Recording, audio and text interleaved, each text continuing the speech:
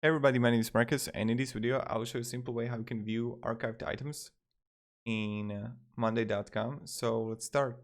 The first thing you want to do is be in here monday.com, and when you're gonna be here, go to right top corner to the three dots, and the three dots you want to go to more board settings, and then you're gonna see archived history, and then I see it here, how many tips archive the item, new request from door, create request, and I can simply like restore it.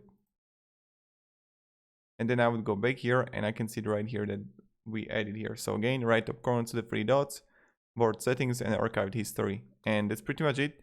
So thank you very much everybody for watching. If you have any questions, ask me down in the comments. I'll be really happy to help you. You know how it goes, you know how it is. And yeah, goodbye.